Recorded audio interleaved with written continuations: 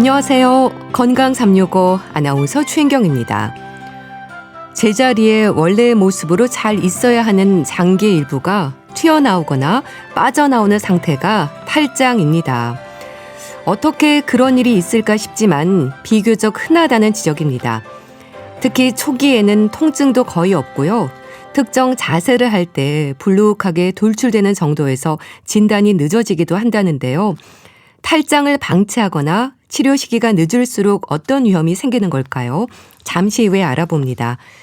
그리고 소화 장애를 느끼는 분들 중에는 검사상 이상이 없음에도 증상은 있는 경우가 있죠. 기능성 소화불량으로 불리기도 하는데요. 그 부분도 짚어보겠습니다. 건강 365 피노키오의 다시 만난 너에게 듣고 시작하겠습니다. KBS 라디오 건강 365 함께하고 계십니다. 우리 몸 안의 장기 일부가 원래의 자리에서 벗어난 상태를 탈장이라고 합니다. 탈장은 비교적 흔하다고 하는데요. 사타구니나 배꼽 주변이 튀어나오는 증상이 반복될 때 탈장을 의심할 수 있습니다. 장기의 일부가 어떻게 튀어나온다는 건지 얼른 이해되진 않는데요. 가톨릭대 인천 성모병원 외과 임채동 교수에게 도움 말씀 듣겠습니다. 교수님 안녕하세요. 예, 안녕하세요. 네, 반갑습니다. 탈장의 뜻은 알겠는데요. 구체적으로 어떤 상태인지 얼른 이해가 되진 않습니다. 우리 몸 안에서 어떤 변화가 생기는 건가요? 예, 제가 쉽게 설명드리자면은 네. 우리 뱃속에 있는 장기들이 원래 있어야 할 자리를 벗어나서 약해진 근육 틈으로 밀려 나오는 상태를 탈장이라고 볼 수 있습니다. 네. 불룩하게 튀어나오는 증상이 보인다고 알고 있는데요. 지속이 되는 게 아니라 반복이 되는 건가요? 대부분은 튀어나오는 상태로 지속되는 게 아니라 서 있거나 힘을 줄 때 튀어나오는 게 명확히 보이다가 눕거나 힘이 빠지는 상태가 되면 들어가는 나왔다 들어갔다 하는 상황이 반복되는 경우가 대부분입니다. 네. 통증은 없나요? 초기에는 통증이 없는 경우가 오히려 더 많아서요. 모르고 지나가시는 경우가 더 많고, 하지만 방치해놔서 탈장이 진행되게 되면 불편감이나 통증이 생길 수 있습니다. 네. 주로 서 있거나 좀 힘을 줬을 때 나온다고 하셨는데요. 구체적으로 어떤 자세에서 튀어나오는 증상이 발생하는 건가요? 말씀하셨다시피 서 있을 거나 배에 힘을 줄 때 튀어나오는데, 쉽게 생각하면 기침을 반복적으로 심하게 오래 하신다던가 아니면 변비가 심해서 힘을 줘서 배에 힘을 줘서 변을 보신다던가 아니면 무거운 물건을 직업적으로 많이 들었다 놨다 하시는 분들 같은 경우에 배에 지속적으로 강한 압력이 들어가게 되면 그것 때문에 압력으로 인해 밀려 나오는 탈장 증상이 나타나는 경우가 많습니다. 네. 그럼 초기에는 이상을 느낄 수 없는 건가요? 이게 어려운 경우가 더 많으시고요. 단순하게 조금 불편하다, 뻐근하다, 묵직하다 정도로 호소하시는 경우가 많아서 놓치기가 쉽습니다. 네. 그럼 증상이 심해지면 뭔가 튀어나오는 건가요? 튀어나오게 느끼시는 경우가 많고요. 심한 탈장이더라도 겉으로 보기에 안 튀어나오는 것처럼 보이실 수도 있습니다. 그럼 이런 탈장이 생겼다가도요, 자연적으로 회복되는 일도 없는 건가요? 예, 없다고 보시는 게 맞습니다. 이게 겉으로 보기에는 들락날락하니 들어가서 이제 나았나 보다 하실 수도 있지만 실은 배 안쪽에 생긴 구멍은 그대로인 상태여서 자연 치유는 되지 않고요. 이미 생긴 구멍에 지속적으로 생기던 복압이 해결이 되면 당장은 안 튀어나오는 것처럼 보이실 수 있어요. 근데 그 구멍은 그대로 있어서 자연 치유는 되지 않습니다. 그럼 이런 탈장의 원인에 대해서는 어떻게 설명이 되나요? 심한 운동으로도 탈장의 위험이 있다는 말도 있던데요. 예, 맞습니다. 크게 두 가지가 원인이 돼서 발생을 하고요. 근육이 약해진 상태에서 앞서 말씀드렸던 복압이 자주 올라가는 상황이 함께 작용을 해서 탈장이 생기게 되고요. 운동을 많이 하시는, 특히 헬스 같이 무거운 걸 많이 드시는 운동을 하시는 분들이 고갑이 올라가는 상황에 자주 노출되면서 탈장이 생기는 경우가 꽤 있습니다. 사타구니나 배꼽 주변에서 탈장의 위험이 높아진다고 하던데 왜 그런 건가요? 말씀드렸던 것처럼 그 부위가 구조적으로 약한 부위이기 때문입니다.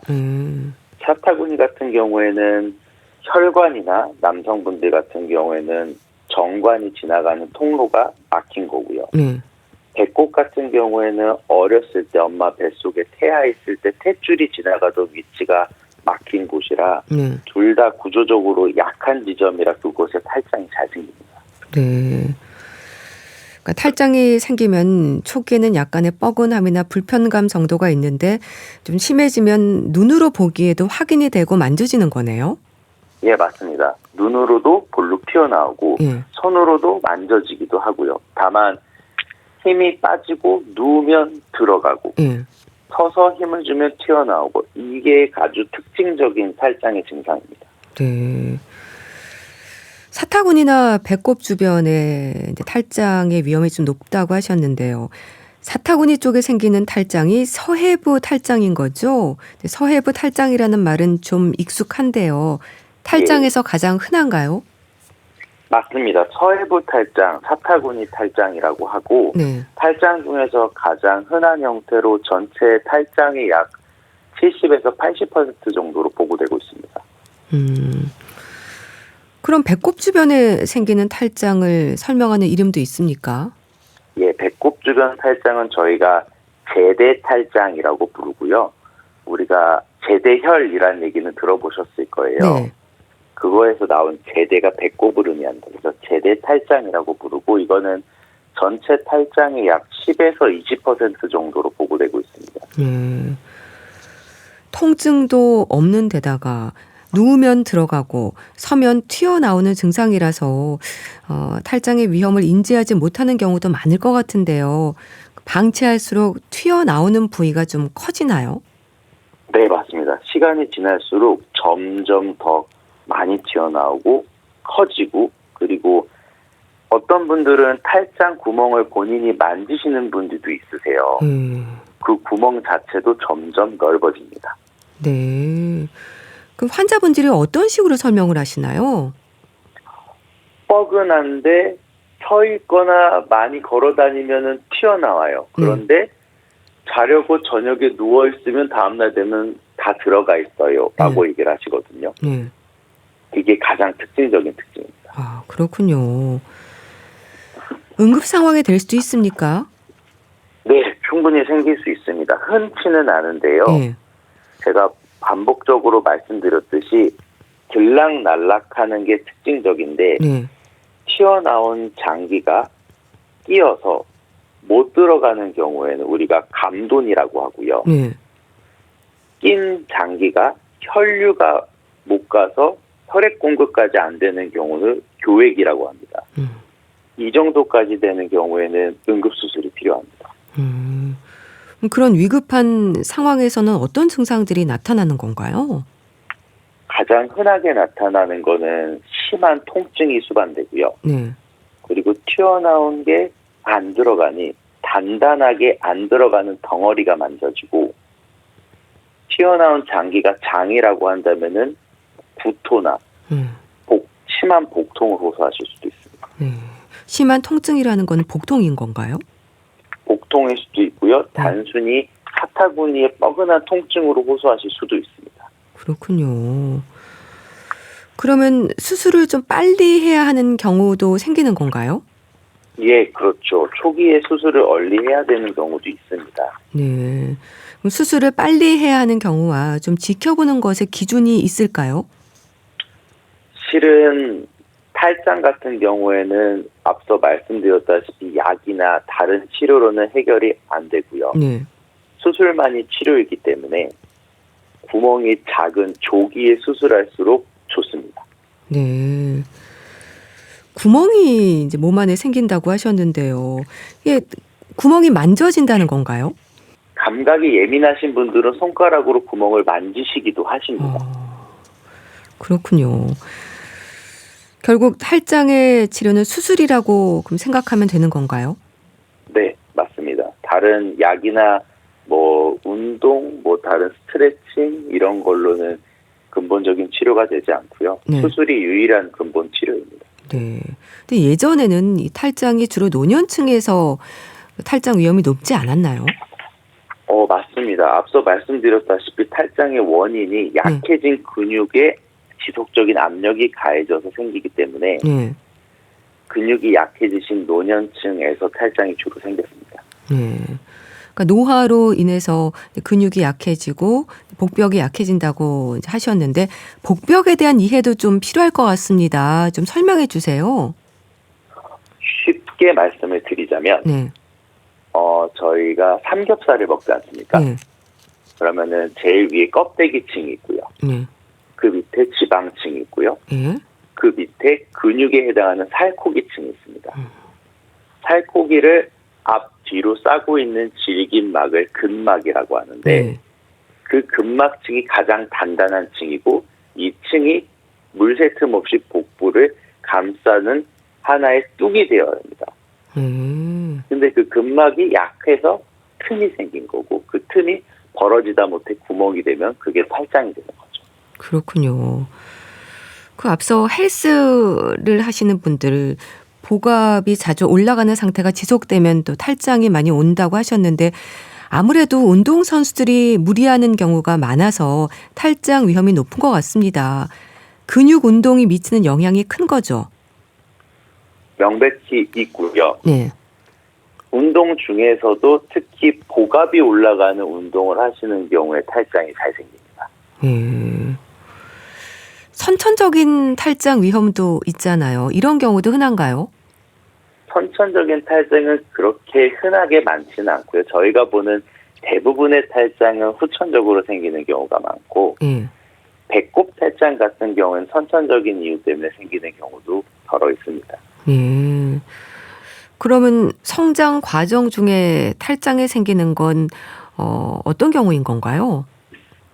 아주 어렸을 때 태어나지 얼마 안 된 아기들 같은 경우에 조기에 생기는 배꼽 제대 탈장들은 어렸을 때 이제 연령과 정도를 보고 수술을 할지 말지를 결정을 하고요. 네. 그리고 오히려 이제 청년기나 성년 3, 40대까지는 탈장이 좀 드뭅니다. 그리고 이제 노년층이 돼서 다시 생기죠. 그렇군요. 그런 성장 과정에서 탈장이 생기는 건 배 안에 공간이 생기는 건가요? 그렇게 보시기는 어렵고요. 성장 과정에서 탈장이 생긴다고 보다는 태어날 때부터 약해진 구조가 자라면서 복압이 지속적으로 가해지다 보니 벌어진다라고 생각하시는 게 맞습니다. 네. 복압 말씀하셨는데요. 혹시 갑자기 살이 많이 찐 경우에도 탈장의 위험이 있을 수 있습니까? 예, 있습니다. 그래서 지금 저희 탈장 환자분들 같은 경우에 나중에 재발을 막기 위해서 말씀드리는 것 중 하나가 복압이 올라가는 상황들을 조심하시면서 지나친 체중 증가 또는 지나친 체중 감소를 피해 주시고 적정 체중을 유지해 주세요라고 말씀을 드립니다. 그렇군요. 변을 보는 일이 힘든 분들은 힘을 주잖아요. 이제 복압 계속 지적을 해 주셨는데 이런 배변 습관도 탈장이 될 수 있습니까? 예, 배변 습관도 탈장의 원인으로 실제로 많이 오시고요.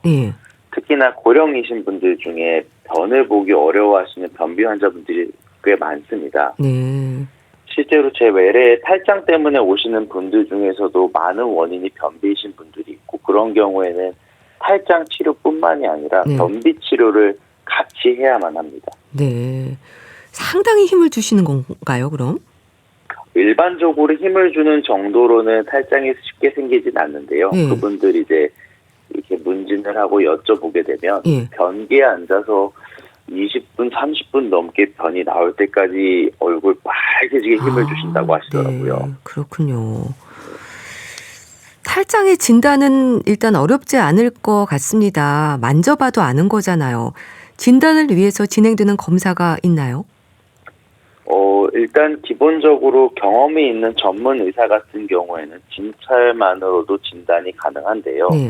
간혹 탈장이 문진상으로 그리고 저희 신체 진찰상으로 애매한 경우에는 초음파 검사나 CT를 추가로 진행하는 경우도 있습니다. 네. 또는 확실하게 탈장이 확인이 되더라도 이게 탈장 수술을 결정하는 데 있어서 주위 구조물들을 같이 판단해야 되는 경우에는 추가적으로 검사를 하는 경우도 있습니다. 네.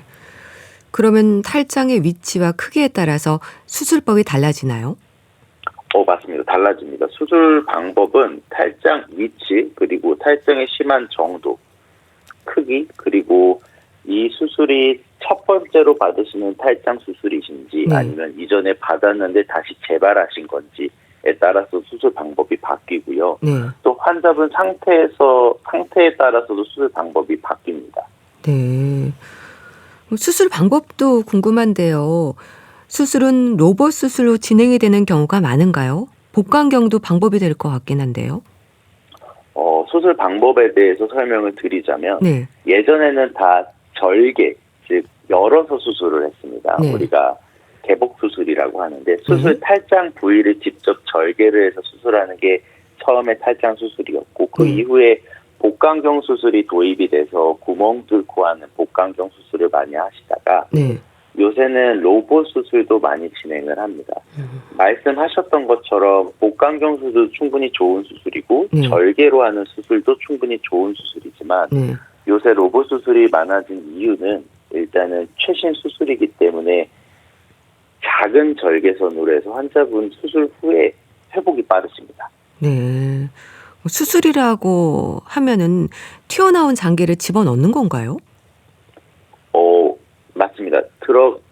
수술 들어가서 안쪽에 있는 구멍 부위를 확인을 하고 튀어나온 장기들을 원위치로 되돌려준 뒤에 구멍을 꼬매서 메꿔줍니다. 그리고 단순히 구멍을 봉합해주는 것만으로는 재발률이 높기 때문에 메쉬라고 하는 인공망을 뒤에 고정을 시켜줍니다. 그래서 인공망이 더 이상 장기가 밀려나오지 않게 막아주는 보호막 역할을 해주는 거죠. 네. 재발을 막기 위해서 이제 인공망을 고정한다고 하셨는데요. 그런데 치료를 해도 탈장은 또 재발 위험이 높다고 하던데 그렇습니까? 예, 맞습니다. 예전에는 재발률이 최대 10% 이상까지도 보고가 됐었는데요. 요새는 수술 기법들이 많이 좋아지고 수술 방법도 많이 발전이 돼서 요새는 1% 내외 정도로 재발률이 보고되고 있고요. 환자분들 같은 경우에 저 그럼 재발하나요? 라고 말씀을 하시면 재발 가능성이 있지만 환자분이 탈장 정도에 따라서도 다르고 수술 방법, 환자분 컨디션에 따라서 다르다라고 설명을 드리고 있습니다. 네. 그럼 재발이 되면 또 같은 방법으로 수술을 하는 건가요? 보통은 그전과 다른 방식으로 수술을 합니다. 이전에 개복을 해서 절개를 해서 수술을 했다면 그 다음에 재수술을 할 때는 복강경 또는 로봇을 이용해서 수술을 하게 됩니다. 반대의 경우에는 먼저 복강경이나 로봇을 한 경우에는 그 다음에는 개복을 해서 하게 되고요. 그 이유는 저희가 개복은 구멍을 바깥에서부터 접근을 해서 막아주는 것이고요. 복강경과 로봇은 배 안쪽에서부터 구멍을 접근해서 막아주는 겁니다. 뺨에 구멍이 난 걸 밖에서 막는 것과 안쪽에서 막는 것이라고 이해를 하시면 편할 텐데요. 이전에 앞에서 막았으면 그 다음에는 안쪽에서 막아주는 거고요. 이전에 안쪽에서 막아줬으면 그 다음에는 바깥에서 막아주는 겁니다. 네, 그렇군요. 참 말씀을 들으면서 일단은 조기 발견이 중요하겠다 싶은데요. 또 무엇보다도 예방에 신경을 써야 하지 않을까 싶기도 합니다. 예방할 수 있는 방법 있을까요? 일단은 완벽한 예방은 어렵다라고 말씀을 드릴 수 있고요. 그나마 탈장의 위험을 줄일 수 있는 방법은 있습니다. 고갑이 올라가는 상황을 피해야 되는데요. 반복적으로 말씀드리는 내용입니다. 무거운 물건을 드시는 걸 때 조심하시고 변비가 있으시다면 변비 치료를 꼭 받으시고 만성 기침이 있다고 한다면 기침을 일으키는 원인을 치료를 받으시거나 기침을 조절을 받으시거나 하는 등 고갑이 계속적으로 올라가는 상황을 최대한 피해 주셔야 됩니다. 네. 초기에는 통증도 없다고 하셨는데요. 탈장으로 불룩 튀어나와도 근육통이나 소화장애로 짐작할 수도 있을 것 같은데요. 되도록 빨리 진단을 받아볼 필요가 있는 의심 증상 짚어주시죠. 이것만 기억하시면 될 것 같아요. 네. 사타구니나 배꼽이 불룩 튀어나왔다 들어갔다가 반복된다면 네. 일단은 탈장을 의심해야 되고요. 거기에 더불어서 오래 서 있거나 배에 힘이 들어가는 상황에서는 더 튀어나오고 네. 누우면 들어가고 이렇다면 더더욱 의심을 해야 되고요. 시간이 지남에 따라서 묵직한 느낌이나 당기는 느낌 등의 통증이 동반되거나 네.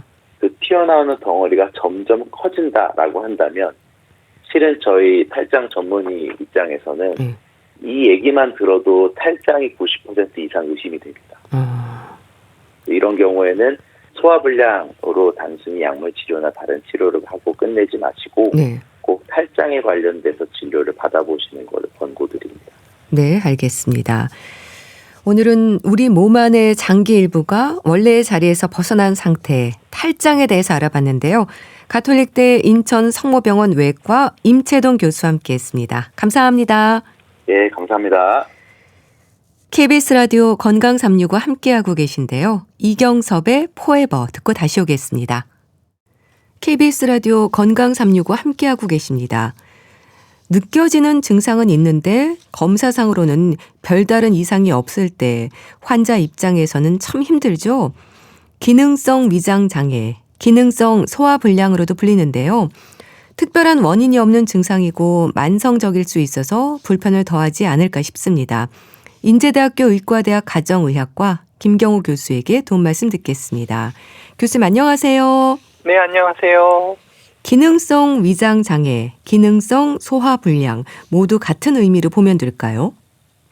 네, 모두 이제 기능성이라는 단어가 이제 앞에 붙는데요. 네.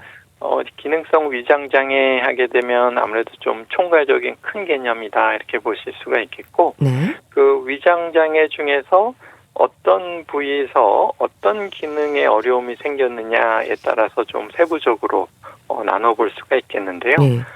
소화가 잘 안 된다. 주로 이제 소화를 담당하는 거는 우리가 위 중심이기 때문에 위 중심의 운동 기능에 장애가 있다. 그러면 우리가 이제 기능성 소화불량 이렇게 부르게 되고 또 위장 중에서 이제 변비나 설사가 있다. 그렇게 되면 우리가 장애 운동 기능에 좀 장애가 있겠구나. 그렇게 되면은 또 과민성 장증후군 이렇게 세부적으로 분류를 할 수가 있겠습니다. 네. 특별한 원인이 없는 증상이라는 것도 맞는 얘기인가요? 네, 이제 기능성 장애 하게 되면은 이제 특별한 원인이 없다라는 것이 이제 반은 맞고 반은 틀리다고 할 수가 있겠는데요. 네. 일단 가장 흔하게 들으시는 말씀들이 검사에는 이상이 없다라는 말씀들을 이제 흔히 많이 듣게 되는데 그러면 이제 검사에 이상이 없는데 왜 불편한 것인가? 왜 소화가 안 되고 아프고 뭐 설사 변비가 생기냐? 이렇게 또 많이 궁금해하시는 분들이 많은데 이렇게 우리가 특별한 검사, 그러니까 뭐 내시경 검사라든지 CT를 하게 되면은 이제 생김새가 문제가 있느냐, 뭐 궤양이 있느냐, 또 암이 있느냐, 뭐 염증이 생겼냐.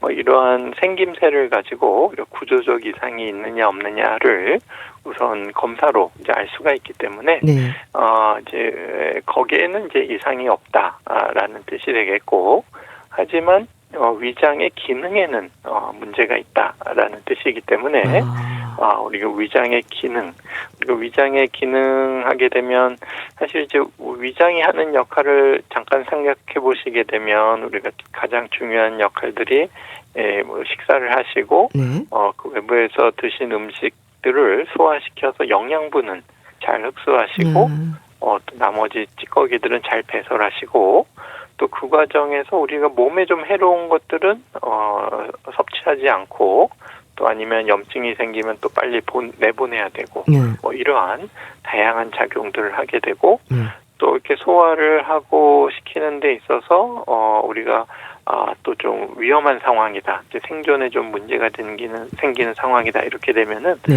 좀 소화보다는 뭔가 이제 가지고 있는 에너지를 사용하면서 네. 뭔가 좀 민첩하게 대처해야 되는 이렇게 소화 기능의 조절이 필요한 네. 이런 상황도 생길 수가 있기 때문에 이렇게 이제 위장의 기능이 굉장히 다양하고 복잡하다고 할 수가 있겠는데 특히 이제 위장의 기능 이렇게 음식물을 소화시키는 운동 기능 네.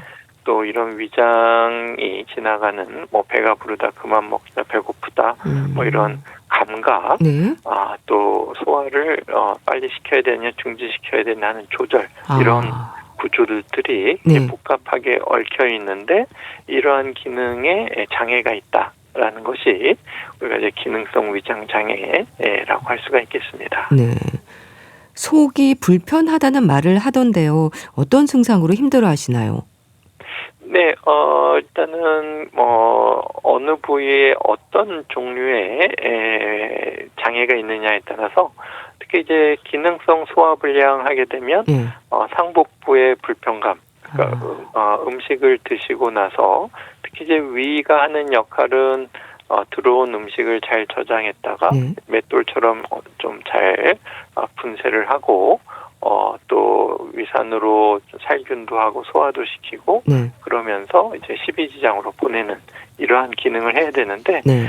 이 과정에 문제가 생기게 되면 우리 뭐 체한 것 같이 배가 아프고 또 먹은 게 잘 안 내려간 것 같고 또 조금만 먹어도 배가 불러서 잘 못 먹겠고 더부룩하고 또 뭐 가스가 찬 것 같고 이렇게 표현을 하실 수가 있어서 특히 이제 기능성 소화불량 같은 경우에는 뭐 체했다, 소화가 잘 안 된다 이렇게 흔하게 또 표현하실 수가 있겠고 속쓰림 이런 것들을 또 호소하실 수도 있겠습니다. 네. 뭐 그렇게 속쓰림에 소화불량, 더부룩함, 가스찬 것 같은 증상의 구역감까지 이런 증상들이 하루 이틀이 아니라 이어진다는 거죠? 네, 그렇습니다. 어떻게 보면 이제 구조적인 문제, 뭐 궤양이 생기고 이런 것들도 좀 오래 지속될 수가 있지만 이런 것들은 이제 어느 정도 회복이 되면 또 좋아질 수가 있는데 이런 기능, 위장의 어떤 운동 기능이라든지 또 위장의 감각 기능이라든지 또 이런 것들을 조절하는 기능이라든지 이런 것들이 조화가 잘 안 되게 되면 이런 것들이 어떻게 보면 우리 몸의 습관처럼 이렇게 배가지고 좀 장기간 지속될 수가 있어서 이것이 이제 좀 심한 날도 있고 좀 좋아지는 듯 하다가 또 어떤 날은 또 악화되고 이렇게 약간의 이제 호전과 악화를 반복하면서 계속 장기적으로 만성적으로 반복적으로 이제 나타날 수가 있게 되겠고요. 또 이러한 증상 경험을 또 좀 과민하게 느끼시게 되면은 또 이제 중추신경계에 또 영향을 줘서 위장의 신경이 또 이제 중추신경계까지 연결이 돼서 조그만 증상이 생겨도 과민하게 느끼거나 또 이제 두려움을 느낀다든지 또 이러한 불안감이나 불편감이 또 증상을 더 악화시키고 이렇게 또 이제 악순환이 또 이어질 수가 있기 때문에 이런 증상들이 심한 분들은 굉장히 또 이런 증상이 반복되고 악화되면서 어려움을 겪는 분들이 많이 계시겠습니다. 네. 뭐 그렇게 호전과 악화가 반복되고 증상이 또 3개월 이상 지속이 되면 정말 힘들 텐데요. 만성 질환이라고 하는 이유가 그래서 있는 거군요. 네, 그렇습니다. 우리가 이제 기능에 실제로 이제 위장 문제가 생겼는지를 알려면은 이제 일시적인 뭐 누구나 한 번씩 좀 체할 수도 있고 또 음식을 잘못 먹거나 또 소화가 안 되고 뭐 그럴 수가 있는데 일시적인 불편감은 이제 누구나 경험할 수 있고 문제가 되지는 않지만 실제로 이러한 신경계의 운동 기능이나 감각 기능의 장애가 좀 어느 정도 고착화되신 분들 같은 경우에는 좀 어느 정도 지속되는 기간 같은 것들이 만성적으로 진행되는 특징이 있겠는데요. 그렇기 때문에 우리가 기능성 위장 장애라고 진단을 하기 위해서는 좀 어느 정도 최소 지속되는 특히 이제 3개월 이상 지속되어야 우리가 이건 일시적인 문제가 아니고 좀 지속적인 기능 이상 상태가 있다 이렇게 우리가 분류할 수가 있겠습니다. 네. 확실한 원인은 없지만 아무래도 위험 요인으로 살펴볼 부분들은 있지 않을까요? 네, 그렇습니다. 이제 우리 위장의 기능에 영향을 주는 원인들은 굉장히 다양할 수가 있고, 네. 또 한 가지 원인이 아니고 어떤 사람들은 뭐 이런 원인에 의해서 위장 기능에 영향을 생길 수도 있고 그럴 수가 있겠는데요. 예. 우선은 이제 위장의 이제 운동 기능, 음식물을 소화시키고 내보내고 하는 운동 기능에 문제가 있는지, 예. 만약에 운동 기능에 문제가 생기게 되면 음식물이 넘어가지 않게 되기 때문에 그렇죠. 위장 기능에 큰 문제를 얻으실 수가 있겠고, 네. 또 우리가 감각 기능, 이제 나쁜 음식이 있거나 위장에 문제가 있으면 우리가 배가 아프고 이러한 신호를 주는 것은 정상적인 과정이긴 하지만 네.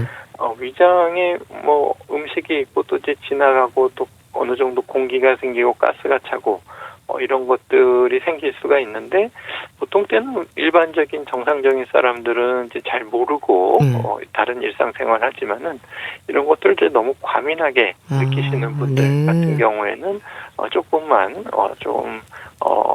포만감이 생기거나 조금만 더 가스가 차도 굉장히 불편하게 또 느끼시는 이러한 것들, 위장의 신경이 네. 과민해진 상태가 될 수가 있겠고, 또 이러한 위장의 신경은 이제 자율신경이긴 하지만 또 우리 중추신경, 뇌하고 또 연결되어 있고, 네. 특히 이제 자율신경계와 연결이 되어 있는데요. 이 자율신경이라는 것은 이제 우리가 이제 의식적으로 이렇게 생각하는 것도 있지만은 우리의 어떤 생존을 위해서 좀 위험한 상황이라고 느낄 때는 네. 우리가 빠르게 이제 생존하기 위해서 이제 싸우느냐 도망가느냐와 같은 즉각적인 굉장히 민첩한 반응을 해야 되기 때문에 네. 이러한 자율신경계에 우리가 이제 사실은 현대 사회에서 이렇게 위험한 천재지변은 없지만 네. 그러니까 이제 아무래도 사람은 사회적인 존재다 보니까 사회적인 어떤 환경이나 관계, 스트레스 이런 것에서 위협을 느끼고 불안하다고 느끼게 되면은 이런 것들이 또 위장 기능에도 영향을 줘서 또 위장 장애가 스트레스 때문에 또 위장 장애가 생기는 이렇게 다양한 원인들이 기능성 위장 장애에 영향을 줄 수가 있겠습니다. 네. 뭐 위장의 운동 기능, 감각 기능, 조절 기능까지 문제가 있는지 살펴본다고 하셨는데요. 위산 과다, 헬리코박터 감염과 같은 문제가 기능성 소화불량으로 이어질 수 있는 건 또 왜 그런 건가요? 네, 사실 위산은 우리 몸에 굉장히 좀 필요한 성분이고, 또 이제 헬리코박터 같은 경우에도 우리가 균에 감염되지 않으면 제일 좋지만 대부분 우리나라 감염률이 이제 한 50%에 달할 정도로 이제 많은 분들이 감염되어 있는데 대부분 이제 무증상으로 이제 지나가실 수가 있지만 그 중에 어떤 분들은 이제 위산에 대해서 좀 과도하게 좀 속쓰림 이런 것들을 좀 더 과도하게 느끼시는 분들이 계실 수가 있고 물론 이제 위궤양이나 십이지장 궤양 또 역류성 식도염으로 인한 식도의 어떤 미란, 식도궤양 이런 것들이 있어서 어떤 위산과 같은 소화액이 직접적으로 자극을 주게 되면 통증이 생기고 그럴 수가 있지만은 겉으로 보기에 이제 위점막이나 식도점막 다 정상인데 좀 더 속쓰림 같은 것을 잘 느끼는 분들이 아무래도 이제 감각신경이 좀 예민하신 분들이 그러실 수가 있겠고요. 또 이제 헬리코박터균 같은 경우에도 급성 감염 때 심한 염증이 생기는 급성 위염으로도 나타날 수가 있지만 대부분은 이제 굉장히 미세하게 서서히 만성적인 염증을 유발할 수가 있는데 또 이런 미세한 염증에도 또 민감하게 느끼시는 분들이 계실 수가 있기 때문에 헬리코박터균이 또 기능성 소화불량과 연관이 되어 있는 분도 있을 수가 있는데요. 반대로 말해서 이제 기능성 소화불량이 있는 분들에게서 헬리코박터균 감염을 치료하면 다 좋아지는 건 아니고 또 일부는 좋아지고 또 어떤 분들은 치료해도 또 별 효과가 없는 분도 있고 다양할 수가 있어서 헬리코박터균이 원인일 수는 있지만 또 모든 원인이 되지는 않는다. 또 이렇게 해석할 수가 있겠습니다. 네. 위에 자극을 주는 음료나 음식도 영향이 있을까요? 네, 그렇습니다. 우리가 이제 흔히 뭐 커피나 카페인 이런 거 드시게 되면 속쓰림이 더 증가했다 이런 네. 분들도 실제로 계시고 네. 또 뭐 매운 음식을 또 더 민감하게 못 드시는 분도 충분히 계시고요. 네. 특히 이제 탄산음료 같은 경우에 이제 가스를 만들기 때문에 위가 팽창하게 되는데 이런 것에 조금 더 민감하게 위 팽창감, 헛배부름 이런 것들을 더 민감하게 느끼시는 분도 있겠고 특히 이제 우리 지방식 같은 경우에는 아무래도 다른 성분에 비해서 위에서 머무르는 시간이 더 길어지기 때문에 위 배출이 더 좀 길어질 수가 있는데 또 유독 또 좀 위 배출 지연이 더 길어지고 소화불량감을 더 느끼시는 분들이 계실 수가 있어서 또 이러한 음식에 좀 민감하신 분들은 이런 증상이 있다면 좀 조절하시는 것도 도움이 될 수가 있겠는데 또 너무 이렇게 민감하게 극도로 뭐 피하신다든지 예민하게 하실 필요는 없고 그냥 그런가 보다 이렇게 증상을 그냥 편하게 받아들이시는 것도 증상을 또 좀 느끼는 강도를 좀 낮출 수 있는 방법이 될 수가 있기 때문에 뭐 그냥 아프자 뭐 그냥 좀 뭐 불편하자 이렇게 큰 문제 없다 이렇게 받아들이시는 것도 증상 완화의 한 가지 방법이 될 수가 있겠습니다. 네. 아무래도 스트레스도 문제가 될까요? 네, 그렇습니다. 이제 스트레스를 받게 되면 사실은 이제 우리가 머리로 생각하는 반응일 수도 있지만 우리 전신적인 자율신경계 반응이기 때문에 특히 이제 교감신경이 항진되게 되면은 위장 기능의 운동이 멈추게 됩니다. 왜냐면은 우리가 지금 빨리 뭐 이렇게 뛰거나 도망가거나 해야 되는 상황이기 때문에 이런 부교감 신경이 감소하게 되고 그렇게 되면은 위장 간의 소화 기능도 일시적으로 줄어들기 때문에 스트레스도 기능성 위장 장애를 증가시킬 수 있는 요인이 될 수가 있겠습니다. 네. 기능성 소화불량으로 진단되는 건 환자가 겪는 증상도 많은 부분을 차지할까요? 그러니까 진단을 위해서 확인하는 부분들이 있을 텐데 무슨 질문과 검사를 하시나요?